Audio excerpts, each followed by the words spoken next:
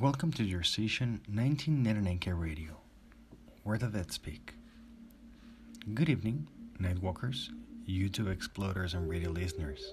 Welcome back to 1999K Radio. My name is Sebastian, and tonight I'll be your host. Thank you for being here for a new broadcast of this, your midnight show.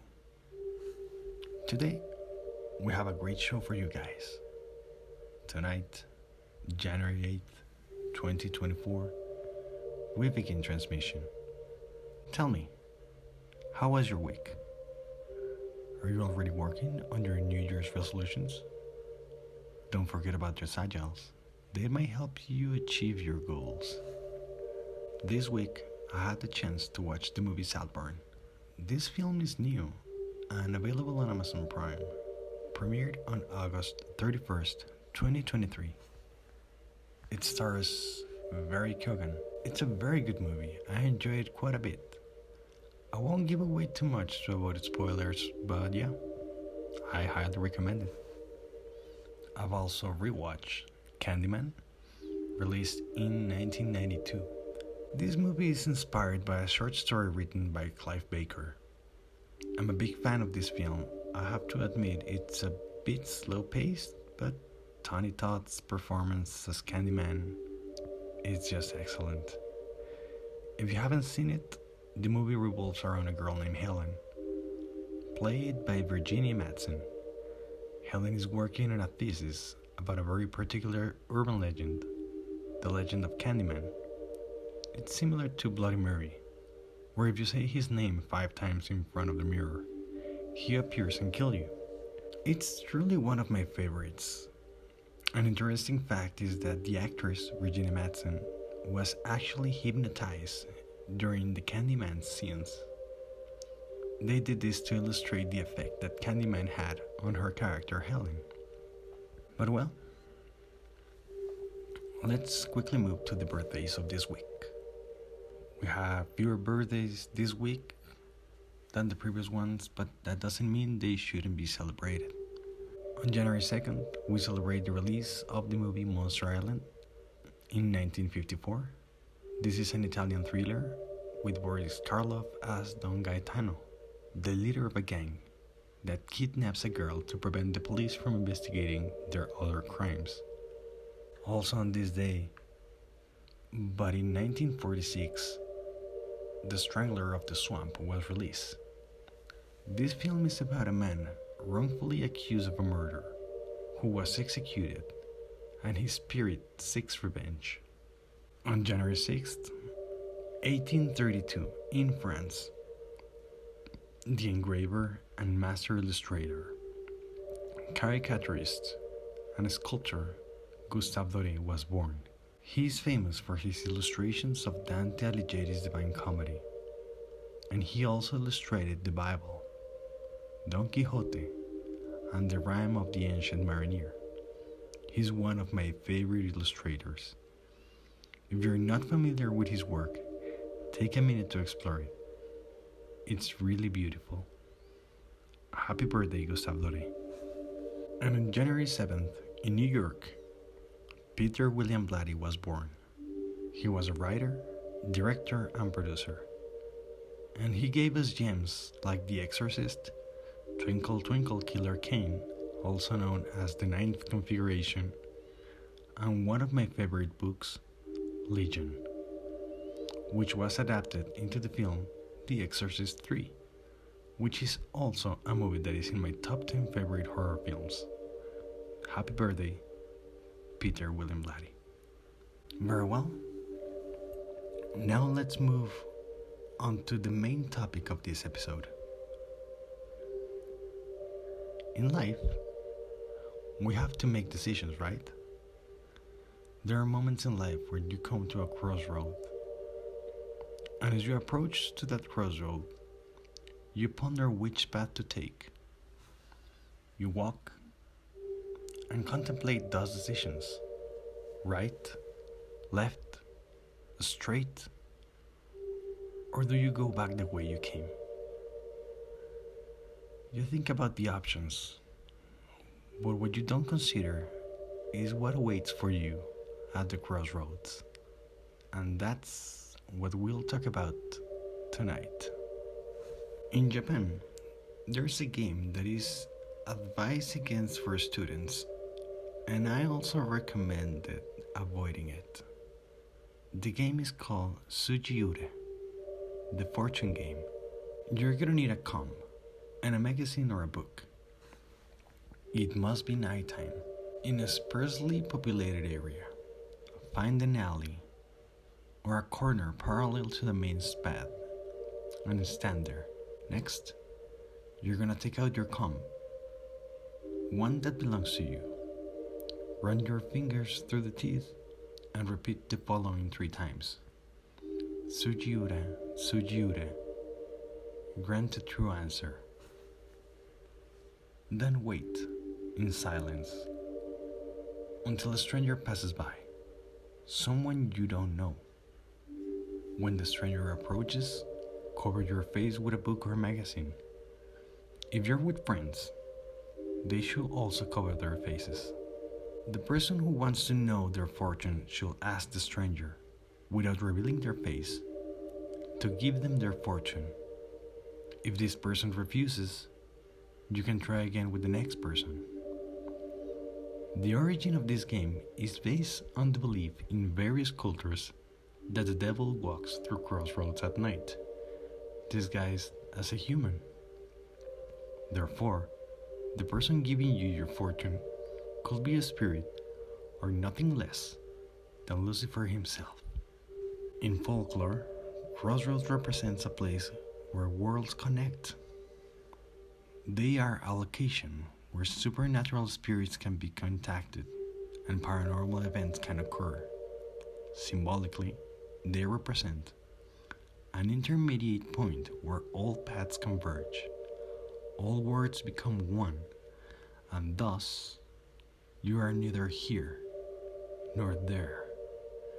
You are in no place. In Greek mythology, crossroads were associated with the goddess Hecate, an ancient goddess typically depicted holding a pair of torches, keys, snakes, or accompanied by dogs. She was linked to light and darkness, entrances, magic, sorcery, and the moon. She is knowledgeable about herbs and poisonous plants, grapes, ghosts, and necromancy. Nowadays, she is often represented with 3 bodies, 3 moons, or in 3 forms. Crossroads were also associated with the deity Hermes. He was the messenger of the gods, protector of messengers, travelers, and thieves. Altars were placed at crossroads, and rituals were performed for these deities in these places. During the medieval era, in Great Britain and Ireland, there was a tradition of burying criminals and suicides at crossroads. This was done with the belief that the spirit of the deceased, if they ever come back, they will become confused and couldn't return to its place of origin. In English folklore, crossroads were believed to be places where hellhounds could appear. These large black dogs with red or yellow eyes were said to herald bad luck and the death of someone. In Western folklore, it was said that you could invoke a demon or even the devil himself to make a deal. A reference to this is found in the novel Faust, where Faust draws magical circles at a crossroads to summon Mephistopheles, exchanging his soul for youth. In Romania, there was a belief that you could summon a demon at crossroads by drawing a magic circle, offering copper coins as payment, and reciting an incantation. It It was also believed that during Samhain, now known as Halloween, spirits will appear at crossroads. In hoodoo magic, a type of African magic, there was a cosmogram, call it the Congo cosmogram, also known as Bakongo cosmogram or the Yowa cross. This represents the sunrise and sunset, and the human circle of death and rebirth. In the center of this cosmogram is where communication with spirits took place. In the Yoruba religion, the deity Eshu Elegba resides at Crossroads. This deity was responsible for maintaining order and enforcing natural and divine laws. Offerings were left for Eshu Elegba at these crossroads by the Yoruba people. The belief of selling one's souls to the devil at a crossroads to gain physical abilities such as playing an instrument, dancing, or succeeding in gambling is believed to have its origins in the hoodoo magic. It was said that one had to attend a certain number of times, either at midnight or just before dawn. At that moment, it was believed that a man of color will appear, who some identified as the devil, and he could help you acquire the desired skill. These kind of legends reflect the traditions and mystical beliefs associated with the crossroads in various cultures and folklore. In fact, it was said that the famous blues singer Robert Johnson made a deal with the devil at a crossroads to obtain great musical talent. The legend goes that he was very bad at playing the guitar, and he had been told to take his guitar to a crossroads at midnight. He did, and encountered a tall man of color who asked for his guitar.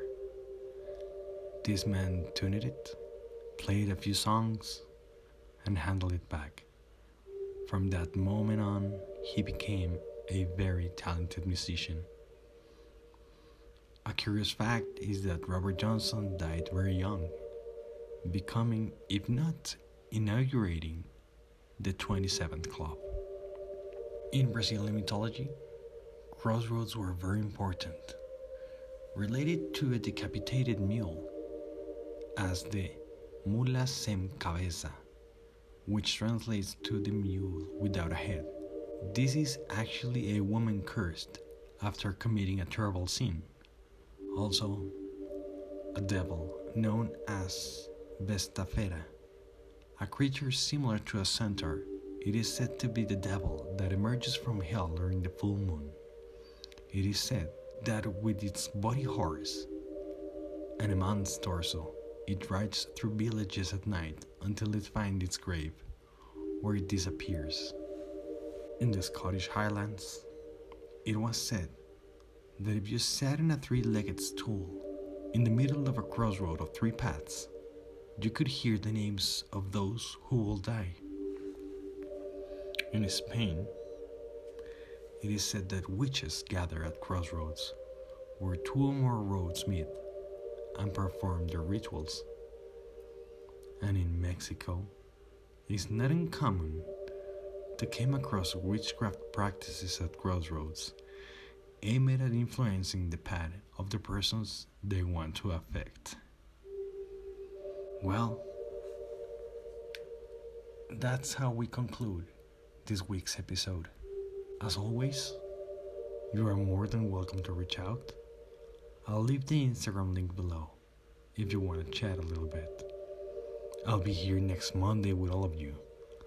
I'd also like to let you know that this episode will be uploaded in Spanish in case you have a friend who doesn't speak English but is interested in learning about the crossroads. I want to thank the Repulsive for the music that accompanied this episode, and I want to thank you all for tuning into 1999K Radio. Have a calm and chilly night, and don't forget which path you took to get here. You might need to return. Good night.